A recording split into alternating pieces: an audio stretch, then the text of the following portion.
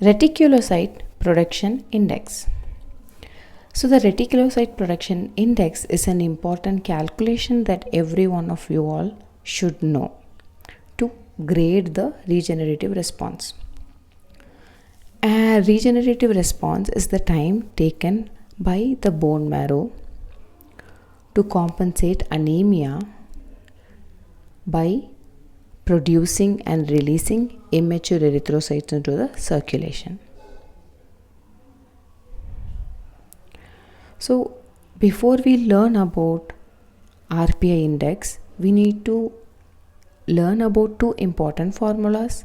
The first one is absolute reticulocyte and corrected reticulocyte percentage.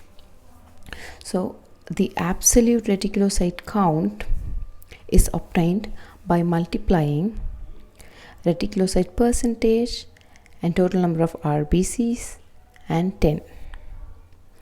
Corrected reticulocyte percentage value is obtained by the product of retic percentage and PCV, and the whole value should be divided by the average PCV. So the average PCV varies from species to species. For dog, the average PCV is 45, and for cat, the average PCV is 37. You need to remember this. And the third and the most important formula is RPI index. The results are obtained by dividing the corrected reticulocyte percentage by the reticulocyte maturation time. So the reticulocyte maturation time is inversely proportional to the PCV.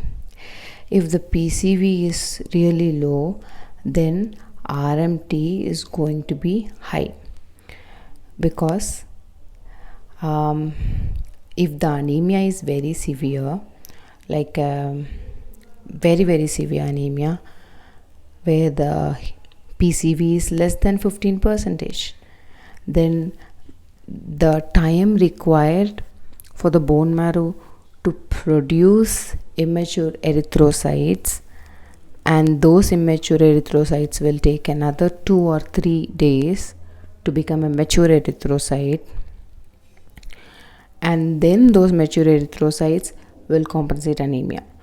So this time is going to be long if the anemia is severe.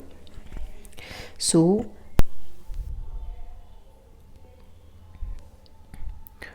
for a patient with PCV somewhere between 36 and 45, the RMT value is going to be 1. If the patient's PCV is somewhere between 26 and 35, the RMT is going to be 1.5. If the PCV is somewhere between 16 and 25, then RMT is going to be 2.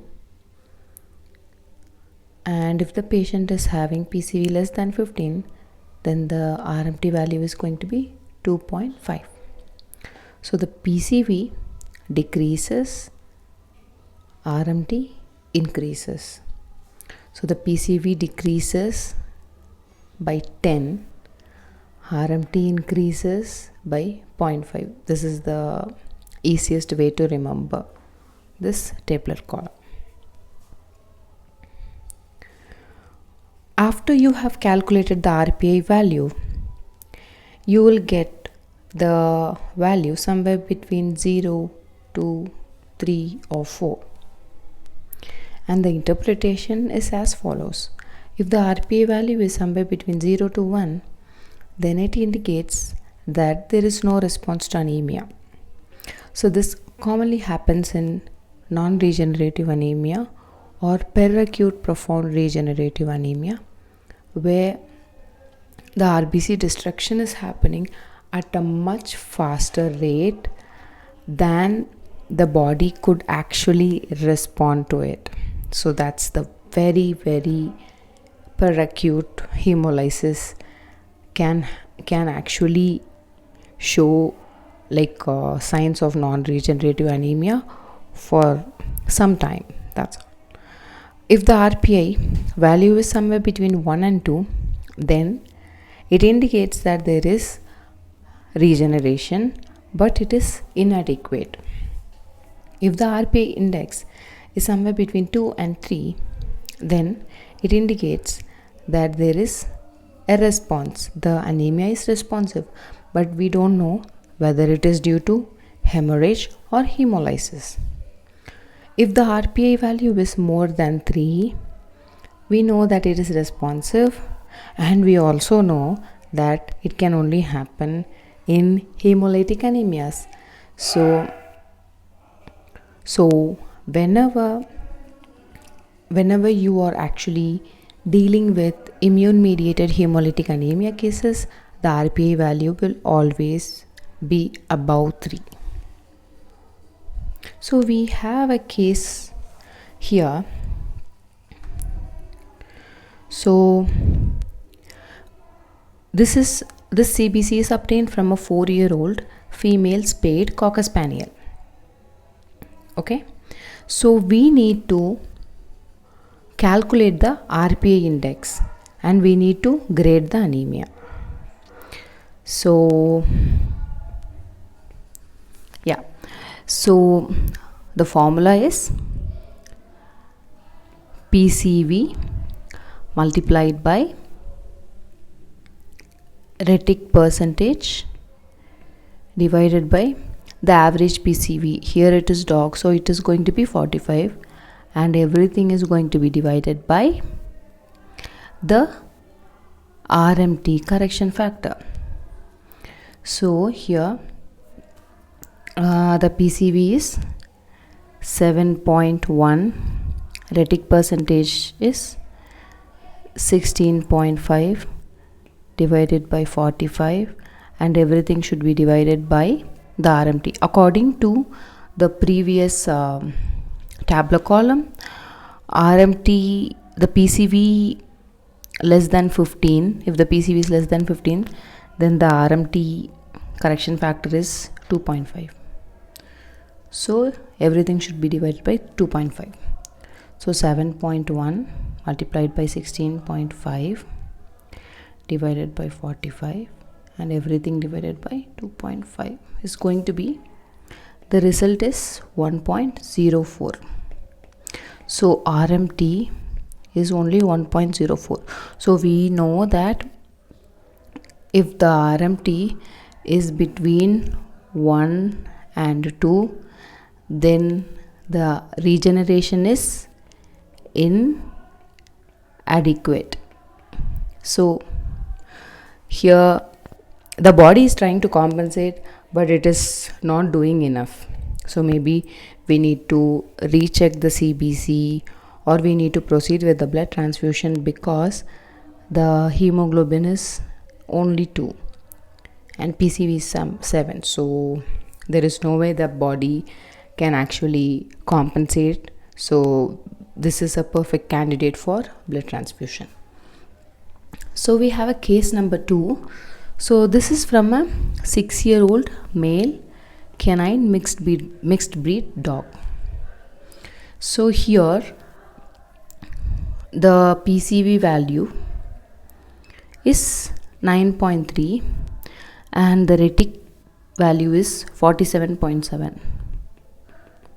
Okay, and you need to divide it by, since it is a dog, it is 45, and everything divided by, yeah, so since here also the PCV is less than 15, so the correction factor is 2.5. So 9.3 multiplied by 47.7 and everything divided by 45, and the whole product divided by 2.5 is 3.9. Are you all with me? So 3.9. The RPI for this patient is 3.5. Okay, so as we know that RPI more than 3 can only occur in hemolysis. So this dog can actually have an ongoing immune mediated hemolytic anemia, so we need to actually proceed in diagnosing what is causing hemolysis, whether the hemolysis is extravascular or intravascular, and we should also rule out the blood parasites, because Babesia gibsoni can cause intravascular hemolysis. And if you're suspecting immune mediated hemolytic anemia, you can actually do a Coombs test to confirm it. So now you would have actually understood the importance of this RPI index, because it helps us to grade the anemia, and it also helps in designing the treatment and further investigation for the patient. Okay, I hope this video was informative. Thank you so much for watching. Please keep practicing this RPI index whenever you are free. Thank you.